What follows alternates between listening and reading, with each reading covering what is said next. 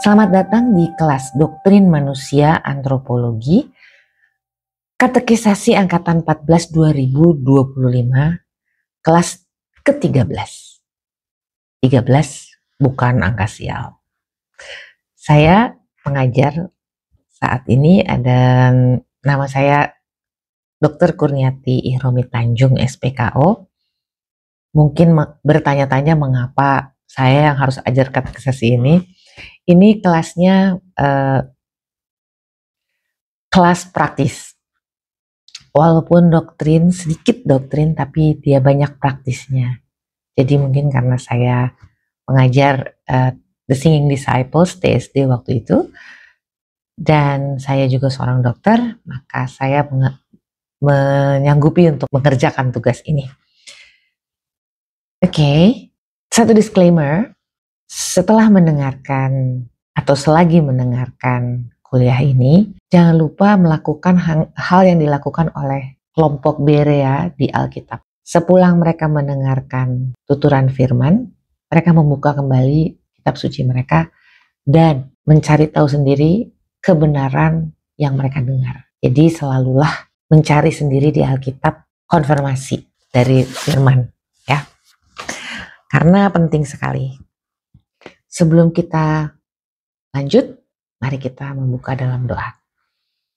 Tuhan Yesus, terima kasih atas kesempatan yang Kau berikan bagi kami untuk bersama-sama memulai kelas 13 ini. Tuhan, beri saya pewahyuan, hikmat untuk bisa mengajar dengan baik, dan juga beri teman-teman kami hati dan pikiran yang dapat menerima semua ini dan merenungkannya di dalam hati, menyimpannya di dalam hati, dan juga melaksanakannya di dalam kehidupan sehari-hari. Terima kasih Tuhan, dalam nama Yesus kami berdoa, mengucap syukur, amin. Kita adalah pasukan warga negara surga. Dulu waktu saya melakukan katekisasi untuk CD, sederhana saja saya berpikir, pokoknya kalau punya surat CD nanti urusannya jadi beres. Mau nikah beres, mau melayani beres gitu ya. Atau ada juga yang bilang, jadi dosanya ditanggung sama kita pribadi, dulunya sama orang tua. Gitu. Belakangan saya baru tahu ada pencerahan dari pengajar di gereja kami, dan itu yang buat saya sangat tertarik. Dan saya pikir, ini mesti saya share. Jadi CD itu sama atau identik sama pasukan yang mau menyatakan sumpah mereka, sumpah setia mereka kepada raja mereka. Jadi pasukan-pasukan itu kalau sudah pokoknya fanatik bener gitu sama rajanya, mereka tuh sumpah setia dan mereka menyerahkan hidupnya dan berani mati untuk raja mereka. Nah, sebetulnya CD itu padanannya itu, kita warga negara Indonesia ya. Tapi sebenarnya hakikatnya kita adalah warga negara kerajaan surga. Dan raja kita adalah raja kita Tuhan Yesus. Tuhan kita. Tuhan. Lord. Jadi, apa kata dia, kita iya. Dia Lord. Nah, waktu kita kecil, kita dibaptiskan. Waktu itu kita gak begitu. Kita gak tahu. Conscious kita belum ada waktu itu kan. Tapi orang tua kita membawa kita dan berkata kepada Tuhan, Tuhan, aku mau membesarkan anak ini di dalam keluarga, sekolah, dan dalam firman Tuhan. Sehingga anak ini akan mengenal Engkau dan nanti satu saat dia akan mengaku percaya sendiri. Nah, ini dia waktunya. Ya, ini dia waktunya bahwa kita sendiri yang bilang, Tuhan Yesus, ini aku. Aku mau menyerahkan hidupku sekarang. Ku persembahkan. Ya, itu hakikatnya dari CD. Tapi sebelum kita lakukan upacara itu, kita diperlengkapi dengan katekisasi ini. Apakah kita berhenti setelah kita nanti upacara CD? No. Pengenalan akan Tuhan itu terus menerus. Semakin kita kenal, semakin kita sayang, semakin kita mengalami Dia. Nah, terus terang aku tahun 2025 ini usiaku hampir 64 tahun ya, aku 63, 3/4. Itu aku mendapatkan pencerahan tentang kelas 13 ini, antropologi manusia ini, itu udah lebih jelas lagi rasanya. Dan setelah aku mengenal ini lebih dalam, manusia itu seperti apa yang terjadi pada kita, gitu. Dan bagaimana kita itu butuh banget sama Tuhan. Dan aku banyak mendapatkannya ketika aku bersama dengan putraku Ben Tanjung melakukan car schooling. Kita di mobil itu selalu belajar pengajaran-pengajaran Alkitab. Dan dengan kita berdua ya mengenal bahwa manusia itu diciptakan begitu indah, tapi memang manusia itu nggak lulus ujian sehingga jatuh dalam dosa. Tapi bahwa Tuhan itu menebus kita dan bahwa masih ada satu janji yang belum diselesaikan, yaitu Tuhan akan datang kembali menjemput kita. Nah, dengan melihat itu semua, aku jadi lebih mampu untuk menghadapi hidup ini. Karena hidup ini tantangannya banyak dan kita nggak pernah tahu loh apa yang akan terjadi boro-boro besok. Nanti kita nggak tahu juga. Jadi dalam menghadapi hidup ini aku jadi lebih yakin. Nah, oleh karena itu aku mau share ini. Share ini khusus buat kelas 13. Tapi aku pribadi merasa share ini sangat memberkati aku. Jadi aku akan terus lihat. Dan juga teman-teman yang lain yang membutuhkan, silahkan. Aku bikin khusus judul dari serial ini adalah Oh gitu toh. Oh gitu toh gitu. Oke, selamat menikmati. Oke, kita adalah pasukan warga negara kerajaan surga. Jangan lupa, sesedih apapun Anda hari ini, Anda adalah warga negara kerajaan surga ya. Dan CD adalah pernyataan untuk setia selamanya kepada Raja kita. Raja kita King Jesus. Okay? Mengikut Kristus itu iman, bukan logika. Nah, aku cerita sedikit ya.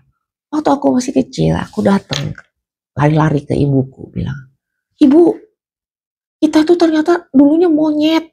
Aku baca buku ensiklopedia hadiah dari guru pianoku. Ada gambar monyetnya. Terus ibuku cool sekali. Bu, itu buku tuh tapi Oma si Romi si Matuma. Cool banget. Dia bilang begini, "Nia, ini adalah buku ilmu pengetahuan, science. Sains ditulis berdasarkan bukti-bukti yang ditemukan oleh manusia. Ya, ada bukti di sana sini dan mereka menyusun teori. Inilah sains. Kita pengikut Kristus, orang Kristen, otoritas tertinggi hidup kita adalah Alkitab. Jadi Alkitab ini di atas sains. Dan Alkitab ini kita percaya dengan iman. Apa itu iman? Ya itu tadi kata ibu saya. Percaya nggak perlu pakai bukti. Kenapa nggak perlu pakai bukti? Karena Tuhan sendiri yang taruh iman itu di kita. We know it, and we know it. Dan ini adalah dua hal yang tidak perlu dipertentangkan. Tenang aja, itu dia. Tapi baru di tahun 2025 ini aku mengerti berbedanya tempatnya si iman dan tempatnya si logika ada di mana. Nanti kita lihat. Oke? Jadi otoritas tertinggi dalam kehidupan kita orang Kristen adalah ini, Alkitab. Nggak bisa ditawar. Kalau Tuhan sudah bilang jangan, ada di sini larangan-larangan, condition ya. Itu Tuhan jarang sekali menjelaskan kenapa jangannya. Tapi dalam kehidupan kita sehari-hari kita tahu kan, kalau hukum-hukum Tuhan itu dilanggar, maka kita yang akan mendapatkan konsekuensinya. Jadi memang satu-satunya, nggak ada jalan lain adalah trust and obey. Percaya dan patuh pada Tuhan. Nah, nggak mudah. Jadi kita lihat kenapa nggak mudah dan bagaimana kita menyiasatinya dengan melihat kebenaran-kebenarannya. Salah seorang mengajar di gereja kita mengajarkan 3 hal ini. Kalau Alkitab berkata iya, kita iya. Udah gak pakai mesti nerangin apa-apa. Alkitab bilang jangan begini atau harus begini, ya ikutin aja. Ya, jadi kalau Alkitab sudah jelas, ya, iya. Alkitab bilang tidak. Kita jangan begini. Oh masa sih? Mungkin kita gini-gini aja gitu-gitu kita belok-belokin. Kita logikain. Nah itu sudah melenceng. Yang ketiga, kalau Alkitab diem, maksudnya Alkitab dicari di Alkitab hal yang kita sedang hadapi ini kita cari-cari, nggak diketemukan. Kita jangan jadikan doktrin. kita do the next thing dan tunggu Tuhan. Ya, kita jangan jadiin itu doktrin. Oke? Nah, kalian sudah di kelas yang lalu sudah berdiskusi tentang Allah. Nah, sekarang kita akan bertanya, siapakah manusia itu? Pengenalan akan siapa kita itu sangat menentukan bagaimana kita hidup. Ilustrasi pandangan umum. Jadi nanti akan ada dua pandangan. Pandangan umum, ada yang bilang manusia itu begini, begini, begini, begini. Tapi kita ingat, otoritas tertinggi, kita percaya manusia itu seperti apa yang Alkitab bilang. Oke, deal ya. Nah, ini ada ilustrasi nih. The blind man and the elephant. Is perception reality? Ceritanya ada 1, 2, 3, 4, 5, 6. Ada 6 orang tunanetra. Mereka tinggal di India dan mereka nggak pernah lihat gajah itu seperti apa. Mereka memang tunanetra ya. Terus mereka datang ke suatu tempat dan itu ada gajah di situ. Kemudian yang satu pegang gadingnya, dia raba gadingnya. Oh, dia bilang, ini bentuknya kayak ini ya, kayak lonjong. Gajah tuh bentuknya lonjong. Persepsi dia kan. Terus satu orang tunanetranya naik ke atas pegang kupingnya. Kupingnya kan begini. Terus dia bilang, oh gajah itu kayak kipas. Yang satu pegang belalainya. Enggak, gajah itu kayak ular nih. Yang satu naik tangga pegang badannya. Bukan ular, ini kayak tembok, luas banget. Terus yang satu pegang kakinya, kayak pohon. Yang satu pegang buntutnya, kayak tali gajah tuh. Nah, satu-satunya cara kita bisa mengetahui tentang sesuatu itu ketika itu dibukakan, diungkapkan. Mata kita dibukakan, kita bisa melihat gajah itu. Sama, ini adalah tentang manusia. Ya. Sebelah kiri aku bikin ini manusia dari kacamata iman, bukan iman Kristiani. Yang sebelah kanan sesuai dengan Alkitab atau pengungkapan.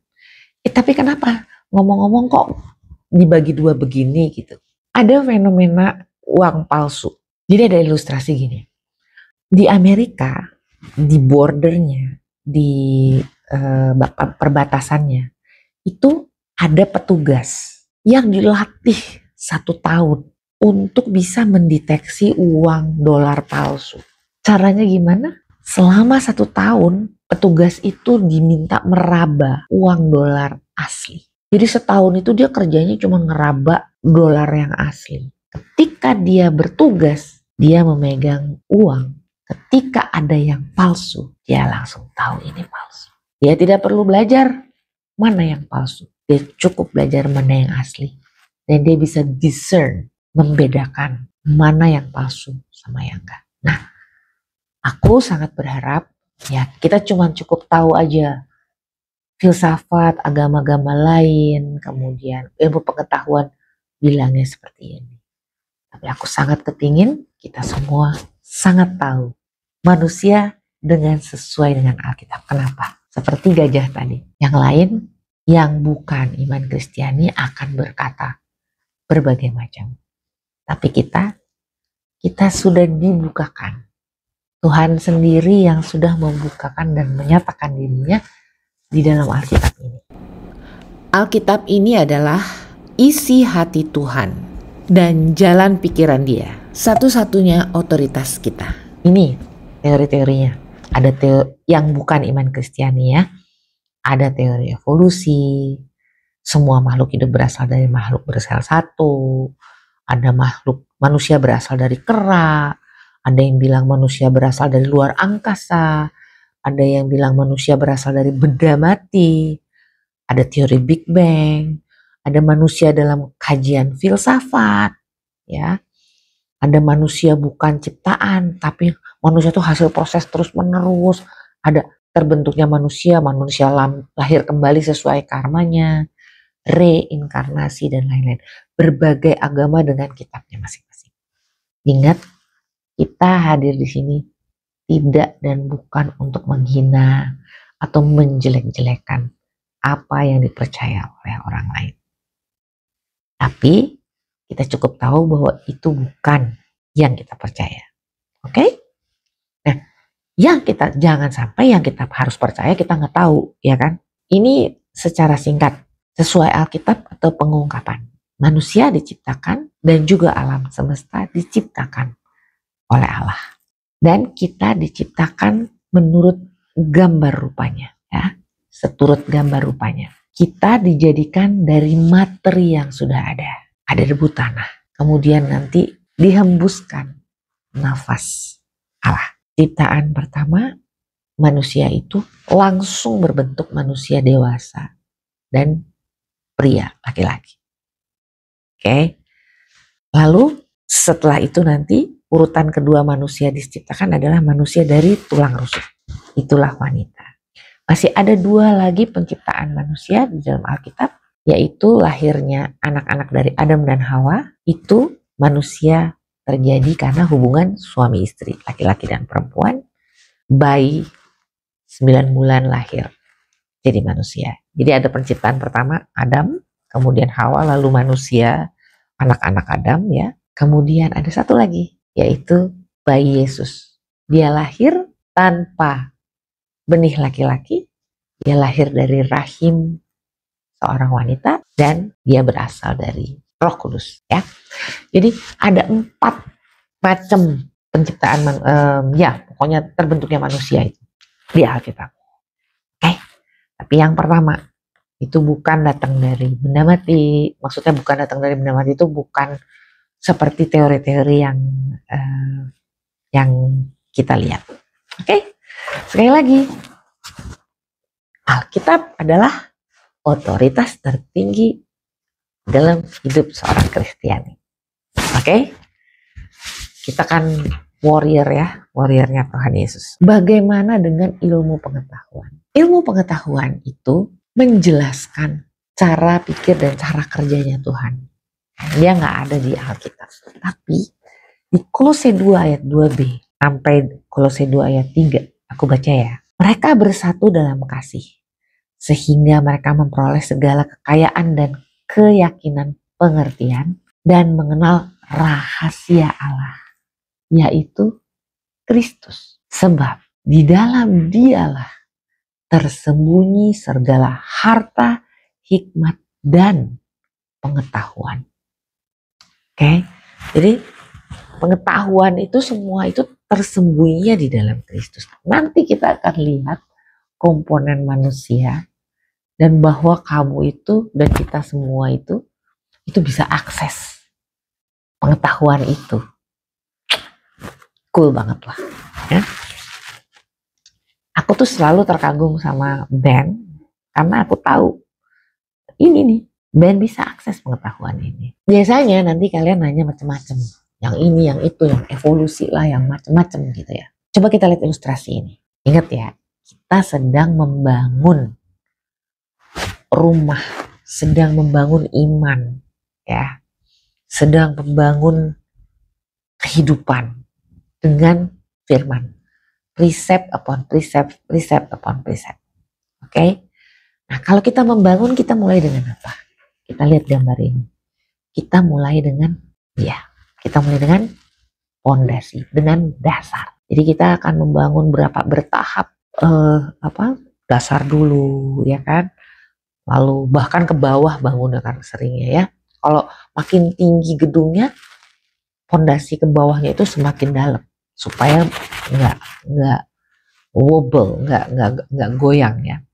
Nah, kalau kita nanyanya yang pertanyaan-pertanyaan pelintir-pelintir yang aneh-aneh, yang pertanyaan-pertanyaan menjebak, itu tuh kita ibaratnya orang lagi membangun fondasi, kita udah nanya, ini jendelanya gue taruh di mana?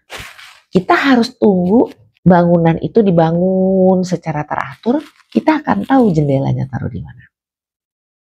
Oleh karena itu, kita jangan dulu bertanya ini dan itu keluar dari apa yang kita harus pelajari. Pelajari dasar kita dengan baik, maka kita akan tahu nanti jawaban-jawabannya. Bahkan Roh Tuhan akan memberikannya di dalam hati. Oke? Jadi ingat ya, pertanyaan-pertanyaannya jangan ngelantur.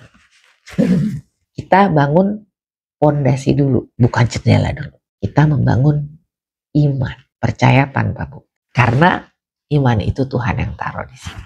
Oke, Sekarang kita baca bersama Kejadian 1:26 sampai 28. Berfirmanlah Allah, baiklah kita menjadikan manusia menurut gambar dan rupa kita, supaya mereka berkuasa atas ikan-ikan di laut dan burung-burung di udara, dan atas ternak dan atas seluruh bumi, dan atas segala binatang melata yang merayap di bumi. Maka Allah menciptakan manusia itu menurut gambarnya.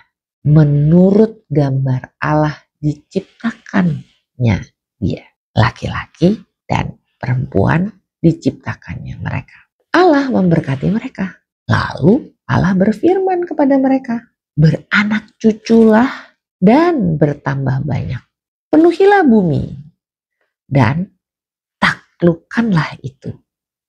Berkuasalah atas ikan-ikan di laut dan burung-burung di udara dan atas segala binatang yang merayap di bumi.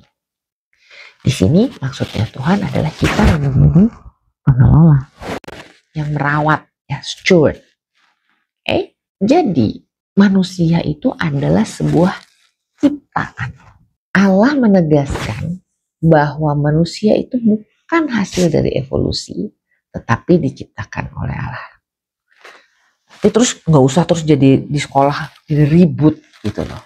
Kalian diem aja, tenang aja, ya. Nanti ada section sendiri kalau kita mau diskusi. Aku waktu itu terbuka pikirannya ketika konsultanku Glenn Doman bercerita tentang ontogeni dan filogeni. Kalau kalian lihat bayi itu kan mulai merayap, merangkak, terus tertatih-tatih dan jalan, ya. Itu ada padannya dengan evolusi. Tapi itu adalah perkembangan manusia dari dia bayi sampai dia jalan. Jadi di situ ada padan-padannya. Oke? Tapi itu bukan berarti kalau gitu Alkitab begini begitu, enggak. Ya. Jadi Alkitab itu tetap otoritas tertinggi. Gotcha, ya. Pak Pendeta Febri memberikan ulasan perbedaan kata asa dan kata bara. Jadi ada kata Ibrani yang namanya asa, itu artinya manusia itu dijadikan dari materi yang sudah ada. Jadi itu di Kejadian 2 ayat 7, Adam itu dijadikan dari debu tanah. Di Kejadian 2 ayat 7. Kemudian di dalam Kejadian 1 ayat 27 itu disebutkan gini, maka Allah menciptakan manusia itu menurut gambarnya. Nah, kata Ibrani yang dipakai di sini adalah bara, bukan asa. Artinya Allah itu memang menciptakan makhluk yang sebelumnya tuh nggak ada. Jadi Adam itu yang pertama, ya. Jadi dari tidak ada menjadi ada, dari tidak ada menjadi ada. Creatio ex nihilo, nihil. Jadi dari tidak ada menjadi ada. Jadi ini satu-satunya. Kalau ada diskusi dan orang yang fanatik sekali bilang dia berasal dari monyet, ya sudahlah, ya. Tapi kita nggak usah, ya, kita nggak usah percaya bahwa kita dari ya. Nah, proses atau kronologis manusia diciptakan. Dalam Kejadian 1 ayat 26 itu disebutnya gini. Jadi Allah, sebelumnya kalian udah belajar kan, dia tuh plural unity, ya, ada 3 pribadi. Jadi Allah bicara di antara mereka, baiklah kita menjadikan manusia menurut gambar dan rupa kita. Itu ayat 26. Nah, di sini kata baiklah kita artinya sebelum kita diciptakan dan kita dibentuk, Allah itu merancang kita dulu. Mereka bermusyawarah dulu. Mereka diskusi dulu. Lalu mereka menyepakati dan memutuskan. Itu adalah Dewan Musyawarah Surga Tritunggal, ya. Raja kita. Nah, jadi dengan kata lain manusia itu, kita ini itu nggak diciptakan asal-asalan, gitu, muncul tahu-tahu. No, kita atau kayak jadi-jadian gitu. No, kita adalah ciptaan yang dipikirkan, direncanakan. Mungkin kita suka buy a lie ya, tertipu bilang waduh kita beginilah, yang hidung kita beginilah, yang kita kurang ini kurang itulah. Jangan lupa, kita adalah ciptaan yang sangat dipikirkan oleh Tuhan. Oke, di ayat 27 di sini Bapak Pendeta kita menulis ya, itu ditulisnya gini, diciptakan menurut gambar dan rupa kita. Artinya diciptakan berdasarkan sifat-sifat dan karakter Allah. Menurut polanya Allah itu Selem dan Demut. Jadi kita itu seperti Mazmur 8 ayat 6 berkata, Allah membuatnya hampir sama seperti Allah dan telah memahkotainya dengan kemuliaan dan hormat. Nyanya tuh kita ya manusia. Menyatakan bahwa manusia menggambarkan Allah atau representasi Allah atau menyerupai, menuju. Kita di dunia ini gak akan mungkin sama seperti Tuhan Yesus. Sudah, itu gak mungkin. Nanti kita sempurna itu di surga. Di sini belum. Tapi kita akan terus berkarya walaupun kita tidak sempurna. Ya. Nah, teristimewa lagi manusia diciptakan pada hari ke-6 di mana semua sudah tersedia. Tanah sudah ada pohonnya, sudah ada buah, sudah ada tanaman yang bisa dimakan, sudah ada hewan, sudah macam-macam. Ya, manusia sudah tinggal menikmati. Allah tidak menciptakan manusia secara bagian per bagian. Ingat ya, kakinya dulu, kepalanya, kemudian badannya dan sebagainya. Tapi itu langsung jadi. Artinya manusia pertama yang diciptakan Allah adalah manusia langsung dewasa yang produktif. Bukan bayi atau masih embrio. Manusia yang diciptakan Allah adalah Adam, laki-laki. Kemudian dari tulang rusuk Adam Allah menciptakan ya Hawa sebagai penolong yang sepadan dengan Adam sebagai istrinya. Kemudian dari Adam dan Hawa penuhlah bumi ini dengan manusia dari berbagai suku, bangsa, kaum, dan bahasa. Itu bisa dilihat dari Kejadian 1 ayat 28. Apa arti dan makna dicipta menurut gambar dan rupa Allah? Yang pertama, bahwa Allah sumber hidup manusia. Itu ada di Yohanes 15 ayat 5. Yohanes 15 ayat 5. Akulah pokok anggur dan kamulah carang-carang. Siapa yang tinggal di dalam aku dan aku di dalam dia, ia berbuah banyak. Sebab di luar aku, kamu tidak dapat berbuat apa-apa. Jadi jelas ya, dia itu sumber hidup. Oke. Lalu kita lihat lagi Kisah Rasul-Rasul 17 ayat 28a. Sebab di dalam dia kita hidup, kita bergerak, kita ada seperti yang telah juga dikatakan oleh pujangga-pujanggamu. Ya.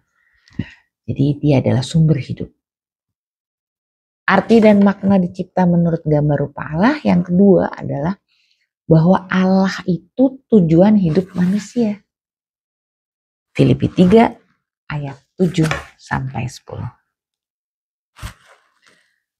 Tetapi apa yang dahulu merupakan keuntungan bagiku, sekarang kuanggap kerugian karena Kristus.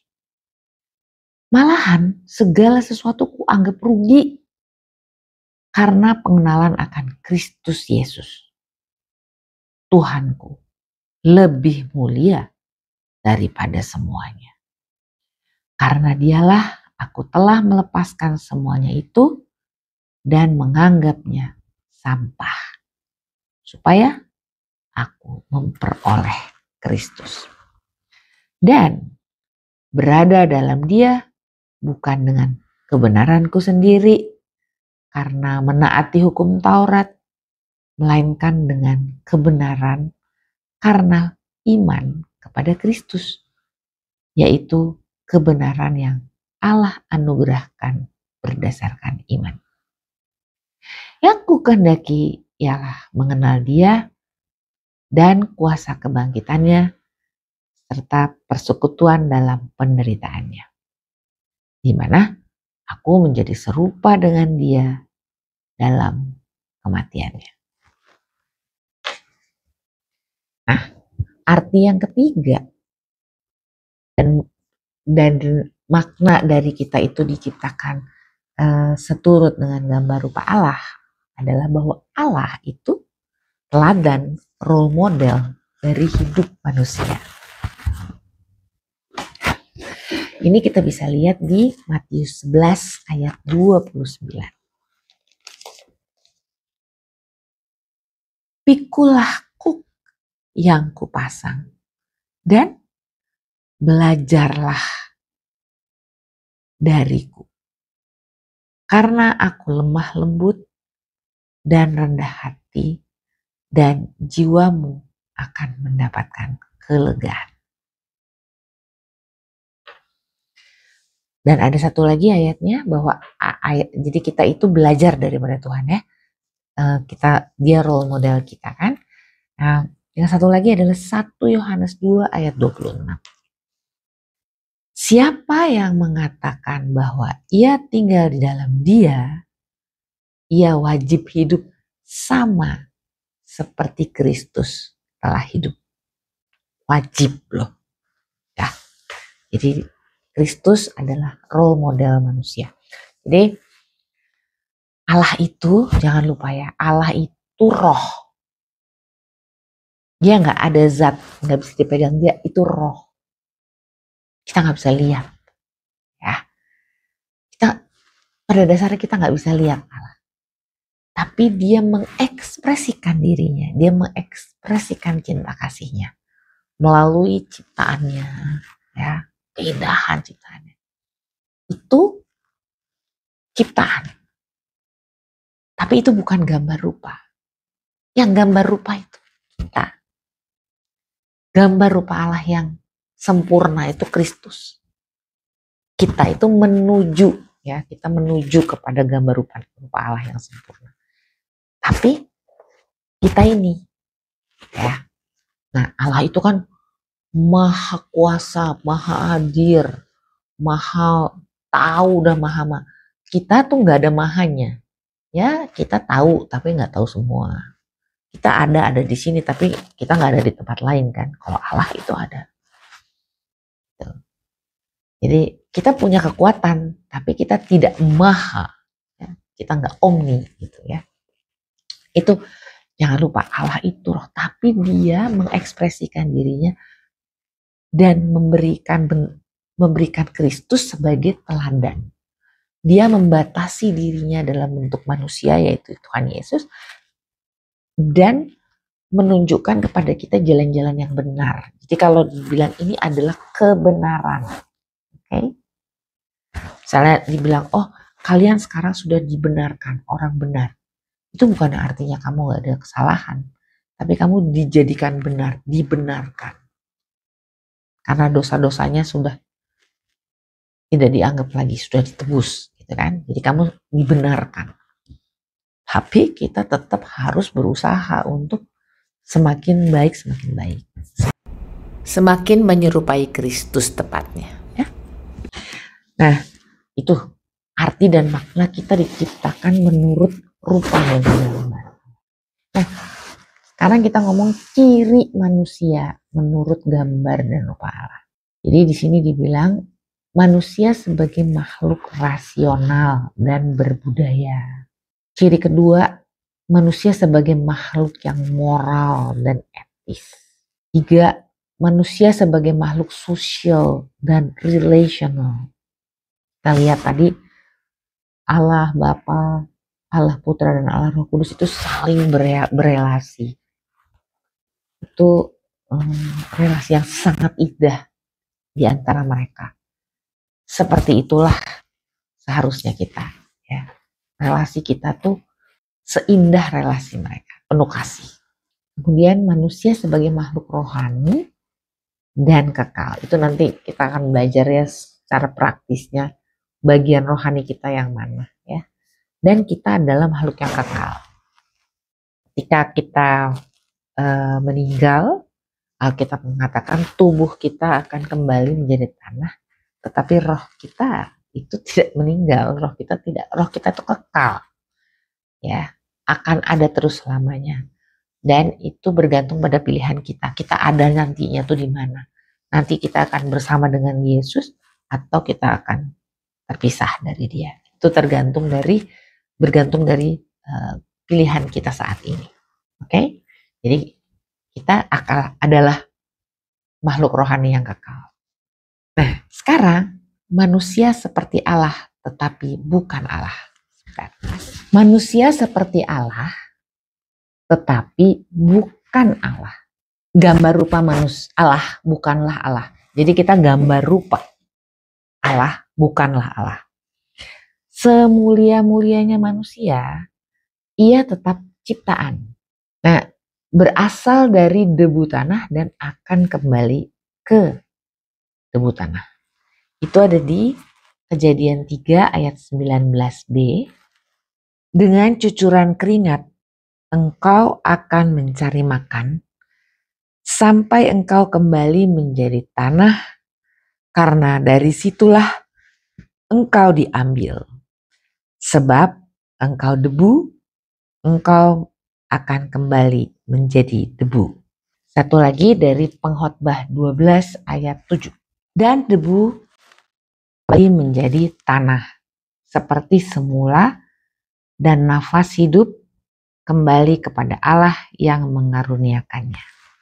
Jika manusia memanipulasi segala sesuatu yang pada akhirnya dirinya yang dikultuskan dan disembah, maka sesungguhnya manusia itu telah mencuri kemuliaan Tuhan. Ada kisah lain di Alkitab, yaitu tentang kejatuhan malaikat, ya. Seperti itu, mencuri kemuliaan Allah. Sekarang tentang tujuannya. Apa sih tujuannya? Manusia itu diciptakan segambar dan serupa Allah. Itu bisa kita temui di Yesaya 43 ayat 7. Semua orang yang disebutkan dengan namaku, yang kuciptakan untuk kemuliaanku, yang kubentuk dan yang juga kujadikan. Jadi kita diciptakan untuk kemuliaan Dia. Roma 11 ayat 36. Sebab segala sesuatu adalah dari Dia dan oleh Dia dan kepada Dia.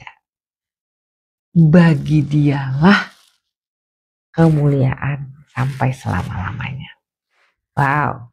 Nah, untuk tahap ini kita belajar bahwa kita adalah ciptaan yang sangat mulia, ya.